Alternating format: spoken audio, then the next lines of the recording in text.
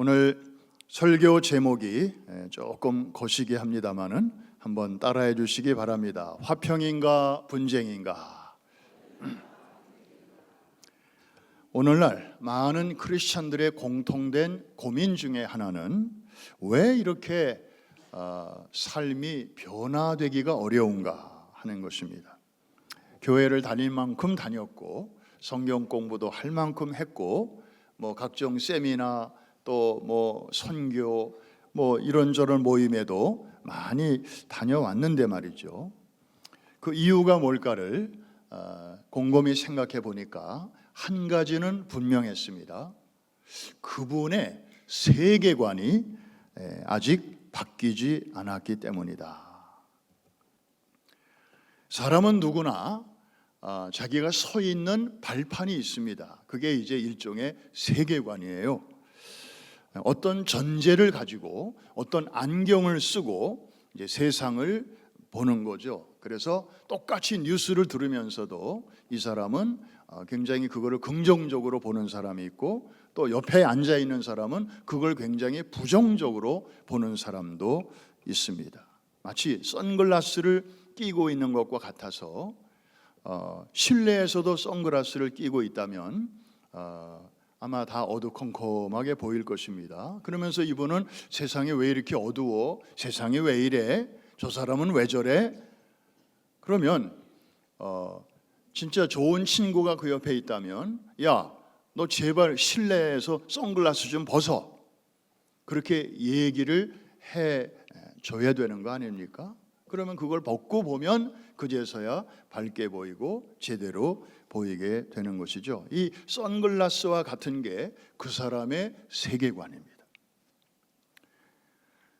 변화된 삶을 살기 위해서는 기존의 낡은 세계관이 먼저 철거가 돼야 됩니다. 그리고 나서 성경적 가치와 원리로 새로운 세계관의 집을 지어야 합니다. 마치 한국의 아파트 재개발하듯이 말이죠.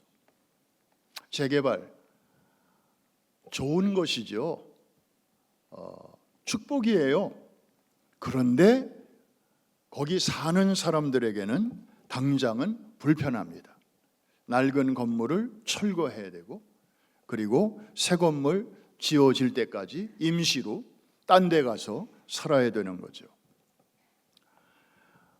불편이 저항이 되고 저항이 때로는 전쟁으로 이렇게 연결되기도 합니다. 기독교 세계관의 출발점은 여기서부터 시작합니다. 이 세상은 놀이터냐 전쟁터냐 둘 중에 어느 곳으로 보느냐 여기서부터 시작합니다.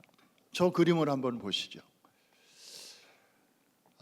Pray or play R과 L 한 알파벳 차이인데 그 내용은 엄청나게 다르죠. Pray 저것은 아주 영성을 강조하는 분들이고 play 이것은 육을 강조하는 그러한 개념입니다. 이런 분들이 좋아하는 시가 있어요.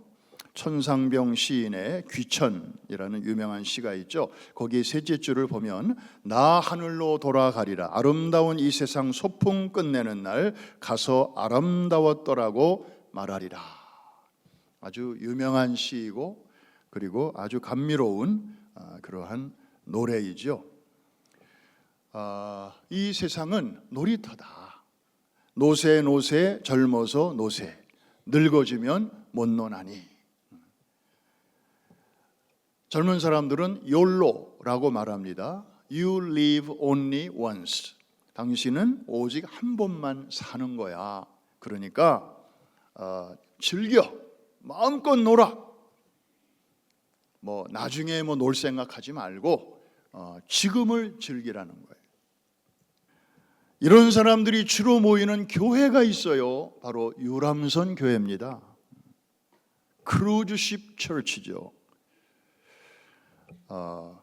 이런 사람들은 그저 돈 내고 배를 타면 자기가 원하는 대로 먹고 싶으면 가서 먹고 자고 싶으면 자고 엔터테인먼트 하고 싶으면 마음대로 하면 된다고 생각하는 거예요. 왜? 내가 돈을 냈으니까.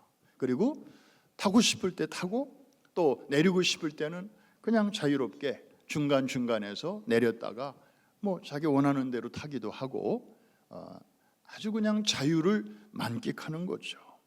이렇게 구속받는 거 싫고 뭐 하라 그러면 아주 귀찮게 여기고, 이 유람선 교회가 미국 교회만 해도 70%랍니다. 이 70%나 되는 유람선 교회가 어느 날 정신 차리고 우리가 성경적인 교회로 돌아가야 되겠다라고 목사부터 교인까지 열심히 노력하면 7년 걸린답니다. 평균. 이 체질을 바꾸는데. 자, 이게 놀이터 세계관입니다. 그런가 하면 전쟁터로 보는 세계관이 있어요.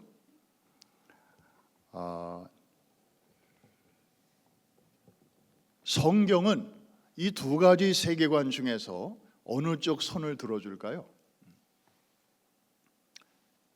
성경을 보면 이 세상은 싸움터, 전쟁터라고 말을 합니다. 창세기 3장부터 요한계시록 20장까지 이 방대한 시간, 이 방대한 역사, 싸움터로 묘사를 하고 있습니다. 사실 창세기 1장과 2장에서는 이런 싸움이 없었어요. 죄가 들어오기 전이었으니까요.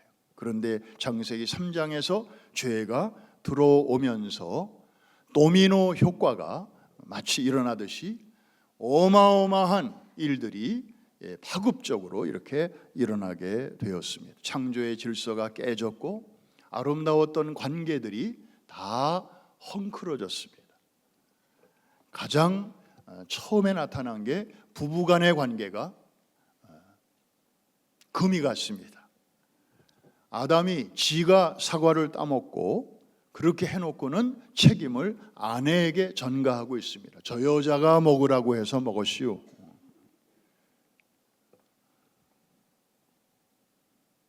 뿐만 아니라 하나님과의 관계가 아주 어색해졌습니다. 전에는 에덴 동산에서 하나님과 사람이 자유롭게 거닐고 대화하고 그랬는데 아담과 하와가 하나님을 두려워하여 숨기 시작합니다. 우리가 운전하고 하이웨이를 가는데 경찰차가 이렇게 다가오면 여러분 마음이 어때요? 경찰차가 바짝 내 뒤에 따라오면 둘 중에 하나죠. 두려워하는 사람이 있고 오히려 안심해하는 사람이 있습니다. 여기서 내 차가 문제가 생겨도 경찰차가 가까이 있으니까 도움을 요청하면 되겠지 하고 오히려 안심하는 사람이 있는가 하면 요거는 창세기 1장과 2장의 아담과 하와의 심보예요. 하나님이 늘 가까이 계신 게 편안하고 좋은 거예요. 그런데 뭔가 범죄했거나 범죄를 계획하거나 그런 사람은요, 경찰차가 가까이 올수록 불안하고 혈압이 올라가고 맥박이 빨라지고 그래서 빨리 차선을 막 바꾸려고 그래요. 빨리 지나가. 왜? 똑같은 경찰차가 가까이 있는데 왜 사람들의 마음이 이렇게 갈라질까요? 죄가 세상에 들어왔을 때 되어진 일, 그때부터 지금까지 인류의 역사는 그 어그러진 상태로 계속 진행되어 오고 있습니다. 사람과 자연과의 관계도 거기서 깨져버립니다. 전에는 그냥 관리만 잘하면 먹거리 뭐 다 해결됐는데 땅에서 막 엉겅퀴가 나고 가시가 솟아나고 그래서 그거를 처리하지 않으면, 땀을 흘리지 않으면 이 먹거리를 얻을 수 없는 이런 자연이 되어버리고 만 것이죠. 그래서 이 총체적으로 깨어진 관계에서 인간은 회복이 필요한 존재가 되었는데 성경은 이것을 구원이라고 말합니다. 그런데 이 구원의 방법에 있어서 죄와 공존하는 것이 아닌 죄와 싸워서 이기는 방법으로 하나님께서는 이 문제를 회복시키기를 원하셨습니다. 이것을 처음으로 드러내신 말씀이 창세기 3장 15절입니다. 내가 너로 여자와 원수가 되게 하고 내 후손도 여자의 후손과 원수가 되게 하리니 여자의 후손은 내 머리를 상하게 할 것이요 너는 그의 발꿈치를 상하게 할 것이니라. 원수가 되게 한다. 두 번이나 나와요. 그리고 여자의 후손은 내 머리를 박살을 낼 것이고 너는 기껏해야 그의 발꿈치를 상하게 할 것이다. 이거는 십자가 사건을 말하고 있는 거거든요. 여자의 후손은 장차 오실 예수 그리스도를 가리키고 있어요. 예수님은 남자를 통하여 잉태되신 분이 아니고 성령으로 잉태되셨기 때문에 남자의 후손이 아니에요. 저와 여러분은 다 남자 성을 따르잖아요. 그런데 예수님은 성령으로 잉태되어 이 땅에 오신 분이에요. 여자의 후손으로 오셨어요. 그래서 하나님의 방법은 죄 아래 신음하는 우리를 건져내시는 방법은 예수 그리스도를 이 땅에 보내시고 그의 죽으심, 십자가 사건을 통하여 모든 죄값을 치르시고 그리고 부활하심으로 이제 사단의 모든 권세를 무력화, 마치 뱀의 머리를 깨 부수심으로 뱀이 여전히 살아서 꿈틀꿈틀 대긴 하지만 어디로 갈지도 모르고 이제 머리가 깨졌으니 그렇게 기능을 무력화 시키시고 십자가로 승리하시는 방법을 선택하실 것을 최초로 계시하신 말씀입니다. 이해가 되시면 아멘. 너무나 중요한 말씀이에요. 그런데 방법을 보니까 평화적인 공존이 아닌 싸움을 통한 승리, 이것을 우리에게 보여주시는 것입니다. 그래서 성경 전체를 보면 성도를 가리켜 군사라고 하고 교회를 가리켜 군대라고 말씀을 합니다. 민수기의 교훈이 무엇입니까? 출애굽한 백성을, 숫자는 200만 정도 되지만 오합지졸이잖아요. 손에 활 한 번 들어본 적이 없고 손에 창 한 번 들어본 적이 없는 그냥 노예 생활만 하다가 400년 만에 광야로 나온 사람들 아니에요. 그냥 군중이죠. 군중. 싸움 한 번 해본 적이 없는 그런 사람들을 이제 군대로 재편하시는 과정이 이게 민수기입니다. 그래서 20세 이상으로 싸움에 나갈 만한 이스라엘 자손의 숫자를 세어 보았다. 그래서 민수기, 영어로는 numbers, 숫자를 셌다라는 거죠. 여러분, 우리가 모여 있는 곳이 바로 교회입니다. 우리의 정체성은 군중의 모임이 아닙니다. 우리는 이 자리에 군대로 모여 있습니다. 출애굽한 이스라엘 백성들이 약속의 땅 가나안 땅으로 걸어가는데 직선길로 가면은 2주, 보름이면 갈 수 있었습니다. 그 해안길을 따라가면 가능했습니다. 비아 마리스, 이 해안길, 거기는 산도 없기 때문에 그냥 평지기 때문에 그냥 쭉 가기만 하면 돼요. 그런데 문제는 그렇게 좋은 여건에 사람이 안 살 리가 없죠. 먼저 거기 집 짓고 사는 사람들이 있지 않았겠어요? 그들이 바로 블레셋 족속이었어요. 그 당시 그 지방에서 제일 강력한 철기 무기를 갖고 있었던 블레셋. 성경 읽다 보면은 제일 많이 나오는 아주 이스라엘 백성들의 그 아주 천적과 같은. 그래서 직선거리로 하나님이 이들을 인도하고 싶으셨지만 저 먼 길로 우회를 시키셨는데 그 하나님의 그 깊은 마음을 출애굽기에서 말씀하고 있어요. 같이 한번 읽어보겠습니다. 13장 17절인데요. 바로가 백성을 보낸 후에 블레셋 사람의 땅의 길은 가까울지라도 하나님이 그들을 그 길로 인도하지 아니하셨으니 이는 하나님이 말씀하시기를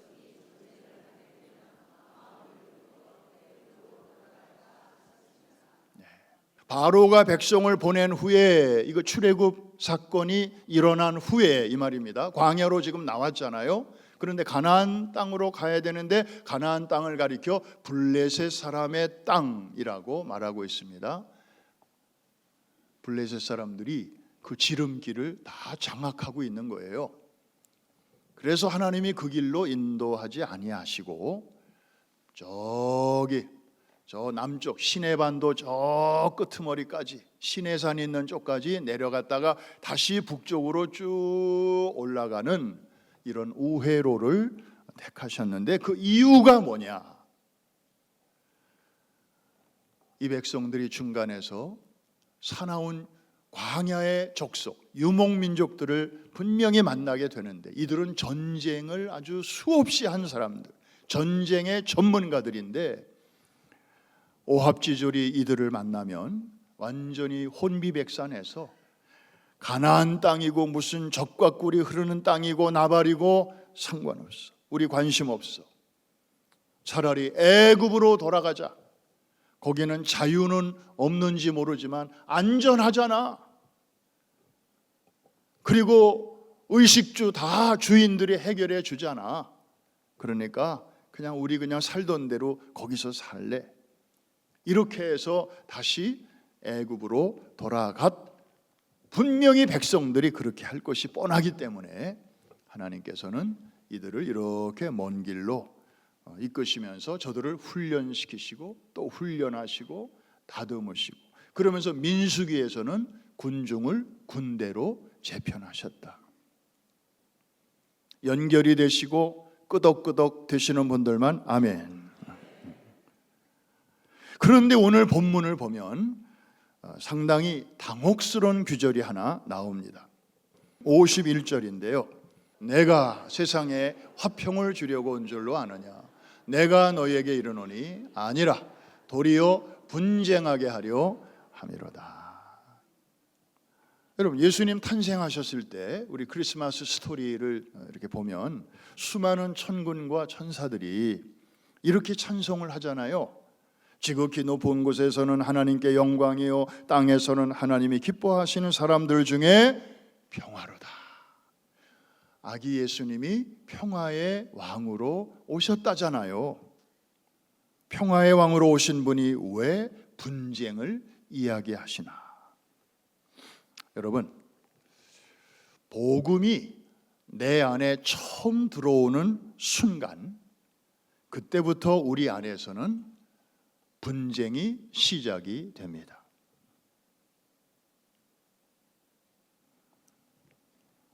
구원받은 하나님의 백성은 새로운 하나님의 피조물이 되는데, 이것은 모든 싸움이 끝나고 모든 고통이 끝나고 이제부터 행복이 시작된다, 그런 뜻이 아니에요. 오히려 이제부터 내 안에서 전에 없던 치열한 전쟁이 시작됨을 뜻하는 것이에요. 아멘 안 해도 상관없어요. 이걸 가리켜서 영적 전쟁이라고 말을 합니다. 우리가 예수 믿기 전에는 할 필요가 없는 전쟁이었어요.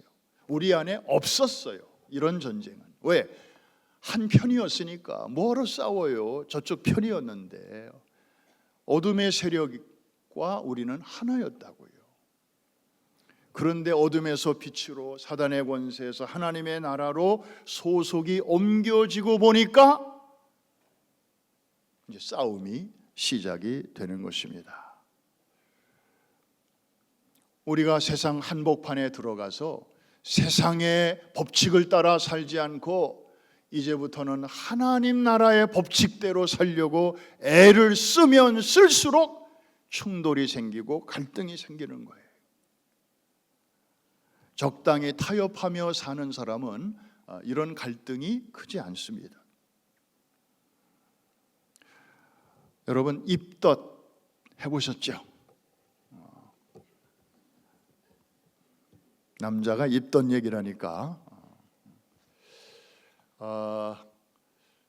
이번에 크루즈에서 배멀미를 좀 하신 분들이 몇 분 계신 것 같고, 또 크루즈에서 일주일 만에 땅에 내리니까 또 뭐 땅멀미래나 그런 말을 처음 들어봤어요. 뭐 괜히 어질어질하고 며칠 동안 그런 분이 계셨다고 그래요. 근데 그 증상은 입덧과 조금 비슷하죠. 좀 메스껍고 구토가 나고. 근데 여러분, 입덧, 임산부가 말이죠. 그 임신을 하고 4주에서 7주가 지나면 그때부터 이제 입덧이 시작이 된다고 합니다.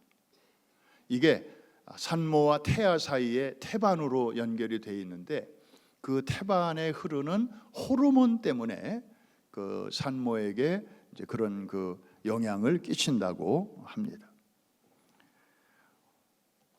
산모에게는 참 너무 힘든 과정이죠. 좀 가볍게 넘어가는 분도 있지만 아주 심한 분들은 입원까지 한다고 합니다. 근데 여러분, 입덧을 한다고 하는 것은 뭘 말하는 거죠? 그 산모 안에 새 생명이 지금 들어있고 자라고 있다. 이거를 말해주는 거예요. 그것을 증거해 주는 거예요.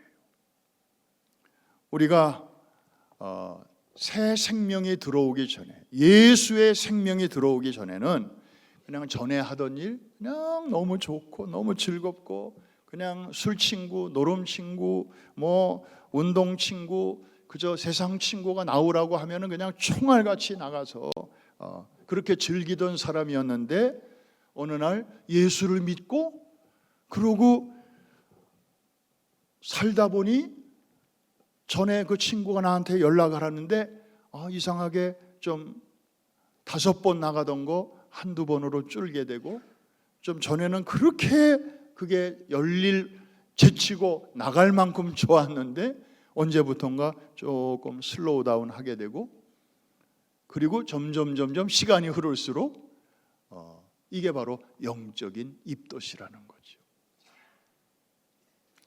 이게 내 안에서 일어나는 분쟁이고 싸움이고, 여러분 사도 바울이 로마서 7장에서 이런 고백을 합니다. 오호라 나는 권고한 사람이로다. 누가 이 사망의 몸에서 나를 건져낼꼬. 로마 제국은요 잔인했어요. 이 죄수를 죽일 때 끔찍한 방법으로 죽였어요. 그 중에 하나가 십자가형이고요. 그 중에 하나가 살아있는 죄수를 이미 죽은 죄수와 이렇게 밧줄로 묶어가지고 구덩이에다가 던지는 거예요. 그리고 가만히 내깔려 두는 거예요. 그러면 하루 지나고 3일 지나면 구더기가 스물스물 올라옵니다. 시체 썩는 냄새가 코를 찌릅니다. 살아있지만 차라리 죽고 싶어집니다. 아주 고통을 길게 끌어가면서 사람을 죽이는 것입니다. 사도 바울은 로마 시민권자였기 때문에 로마의 이런 관습, 문화, 제도에 대해서 일반 유대인보다 잘 알고 있었습니다. 그것을 염두에 두고 자기의 내면 세계에서 일어나고 있는 갈등을 그렇게 표현한 것입니다. 오호라 나는 권고한 사람이로다. 누가 이 사망의 몸에서 나를 건져줄꼬.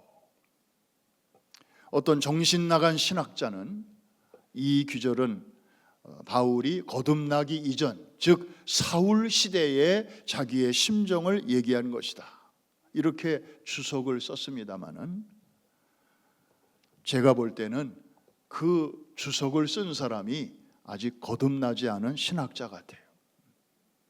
여러분, 중생을 경험하지 못한 사람은 이런 말을 할 수가 없습니다. 왜?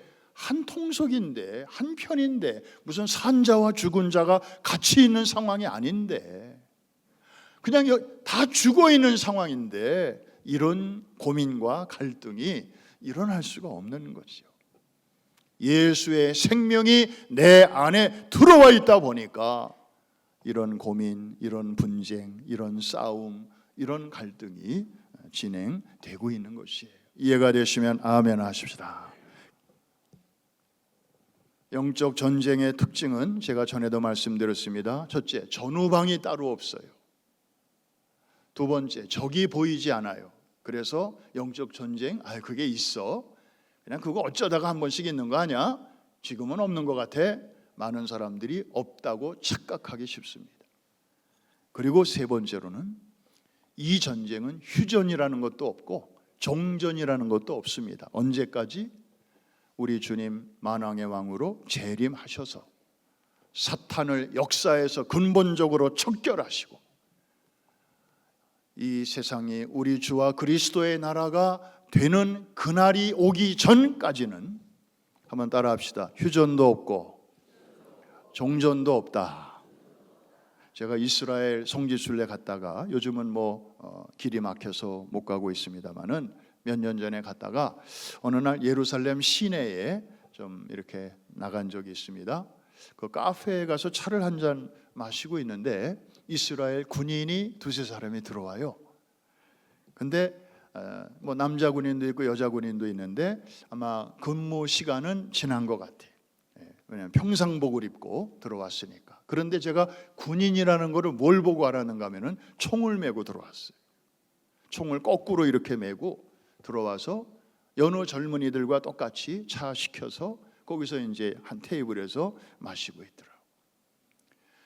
그 젊은 여자 군인은 핫팬츠에 그 티셔츠를 입고 그렇게 들어왔는데 그냥 영락없는 젊은 아가씨예요. 노는데 쉬는데도 총을 메고 있더라고. 총을 가까이 두고 있더라고. 왜냐하면 언제 어디서 테러 공격이 나올지 모르니까. 이게 이스라엘이로구나. 이게 이들의 삶이로구나. 그러면서 뭔가 이렇게 깨닫는 게 있었어요. 여러분, 예수 믿으면 전에 있던 전쟁이 사라지는 거 물론 있습니다. 불필요한 불안이나 근심이나 막연한 두려움이나 또 이런 것들 정말 기도하고 말씀 가까이 하면 있을 틈이 없도록 성령께서 다 막아주시고 또 우리를 평강의 길로 인도해 주십니다. 할렐루야. 그런데 고생 끝 행복 시작, 그건 아니에요. 새로운 싸움이 시작이 됩니다. 영적 전쟁이에요. 어둠의 세력과의 싸움이고 사단과의 싸움이고. 왜? 이 세상은 아직도 사단의 권세 아래에 있고 사단은 지금도 살아 움직이고 있고 심지어 택한 백성까지라도 삼키려고 두루 다니며 삼킬 자를 찾아다니고 있기 때문이에요.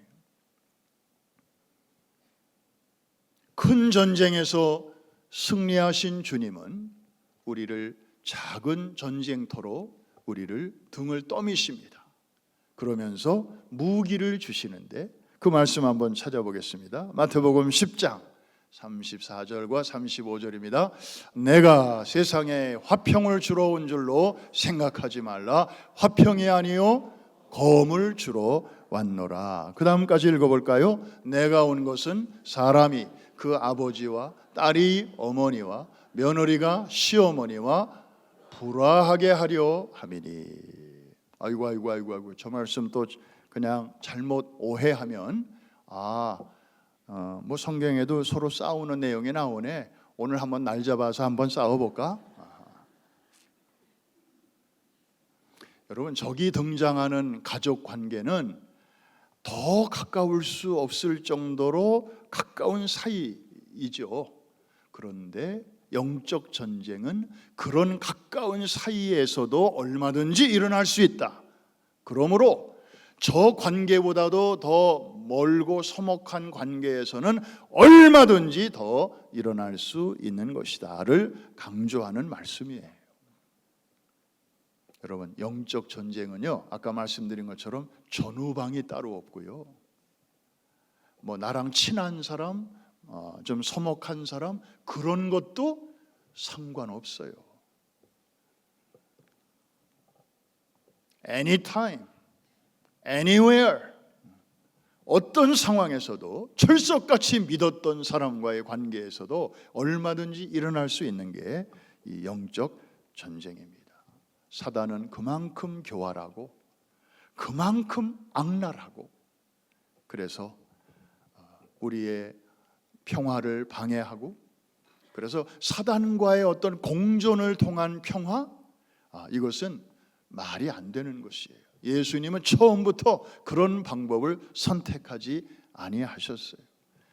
3가지 시험을 광야에서 받으실 때에 사탄이 마지막으로 제시한 카드가 너랑 나랑 서로 공격하지 말고 그냥 사이좋게 지내자. 너는 너대로 사람들한테 존경받고 나는 나대로 또 내 길을 갈 거니까 그냥 타협하자.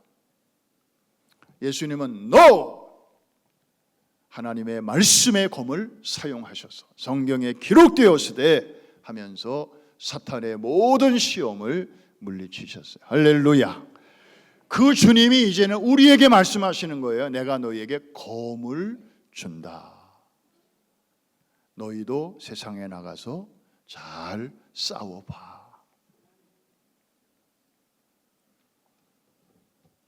그래서 복음의 결론이 요한계시록인데, 요한계시록에 7교회가 나오죠. 거기에 에베소 교회, 서머나 교회, 버가모 교회, 두아디라 교회, 사대 교회, 필라델비아 교회, 그리고 라오디게아 교회까지 각각의 제각기 상황이 다른 교회들에게 말씀하시면서 공통적으로 엔딩을 이렇게 하십니다. 이기는 자에게는, 이기는 자에게는, 이기는 자에게는, 이기는 자에게는 내가 이런 것을 주겠고 이런 것을 예비하노라 하면서 그렇게 격려를 하고 계세요. 여러분, 이긴다고 하는 것은 전쟁을 전제로 한 말입니다. 싸움이 있다는 거예요.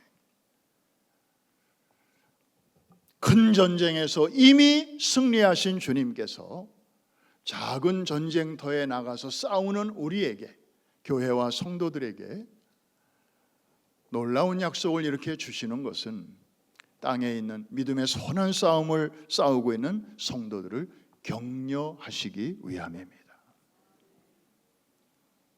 여러분, 이기신 주님이 우리와 함께 하시니 우리도 반드시 이길 줄로 믿으시면 아멘 하십시다. 싸워봐야 알죠. 나는 자신이 없는데요. 아니에요. 자, 그런 의미에서 우리 7교회에 주신 이 이기는 자에게 주시는 약속을 여러분에게 주시는 약속으로 받으면서 우리 한번 쭉 읽고 오늘 말씀 마치겠습니다. 먼저 에베소 교회에 주신 말씀입니다. 앞부분은 제가 읽을게요. 귀 있는 자는 성령이 교회들에게 하시는 말씀을 들을지어다. 다 같이.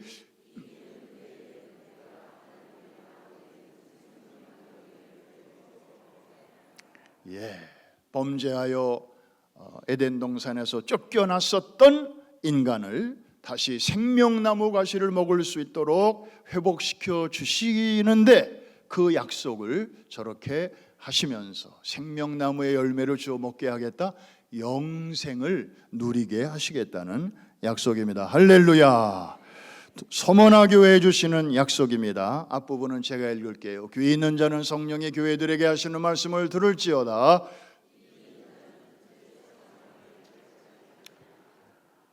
첫째 사망이 있고 둘째 사망이 있는 거죠. 첫째 사망은 저와 여러분이 누구나 예외 없이 앞으로 경험하게 될 육체의 죽음입니다.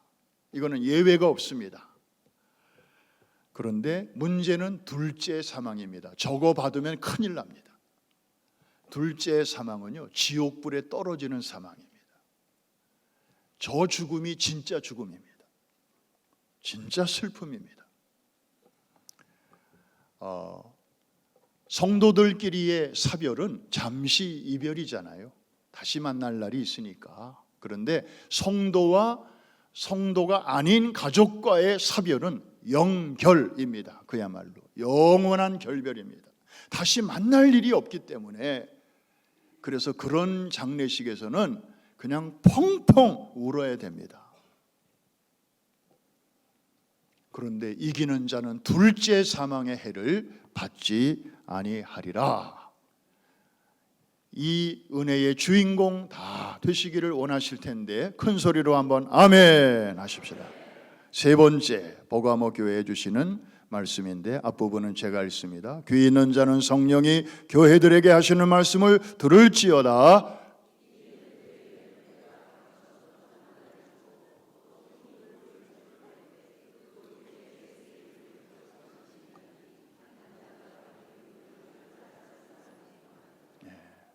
흰돌을 줄 터인데, 흰돌 와이스톤이죠. 우리 바로 옆에 와이스톤 브릿지가 있는데 바로 여기서 나온 말입니다.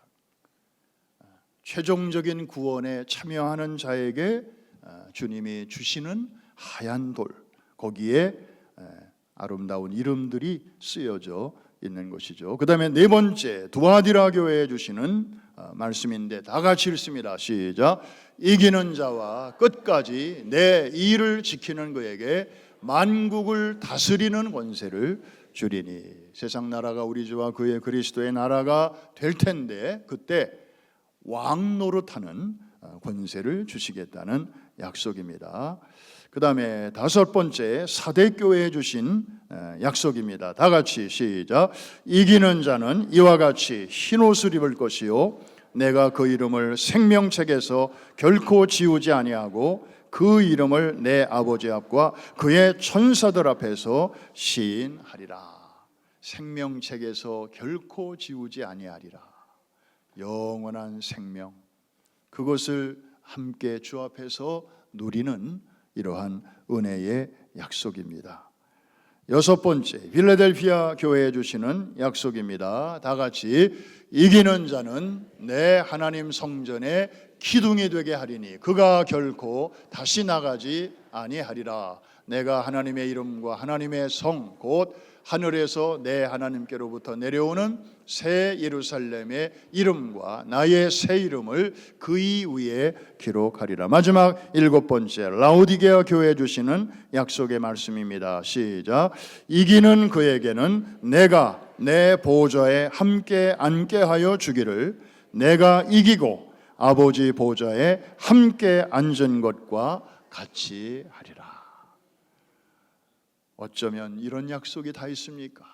감히 우리를 예수 그리스도와 동등한 위치에 그 자리에 우리를 올려 주시겠다는 그런 놀라운 약속입니다. 여러분, 이 약속들은 아무에게나 주어지는 게 아닙니다. 누구에게나 주어지는 게 아닙니다. 한 가지 조건이 있습니다. 한번 따라 하십시다. 이기는 그에게는, 이기는 자에게는 전쟁이 있습니다. 싸움이 있습니다. 분쟁이 있습니다. 긴장을 풀어서는 안 됩니다. 하나님의 전신갑주를 멀리 두어서는 안 됩니다. 그 이스라엘 젊은 군인들처럼 카페에서 차 한잔 마시는 여유를 누리면서도 항상 무기를 가까운 곳에 두고 있듯이 just in case, 만약의 경우를 항상 대비하듯이 전후방이 따로 없는 전쟁, 적이 눈에 보이지 않는 전쟁, 휴전도 없고 종전도 없는 계속되는 이 전쟁터의 한복판에서 지금까지 살아온 것도 하나님의 은혜요. 앞으로도 주님이 우리를 지켜주실 것도 하나님의 놀라운 은혜인 줄로 믿습니다. 그 은혜를 우리가 의식하면서 긴장을 풀지 말고 정말 믿음의 선한 싸움 끝까지 잘 완주하시는 저와 여러분이 되실 수 있기를 주의 이름으로 축복합니다.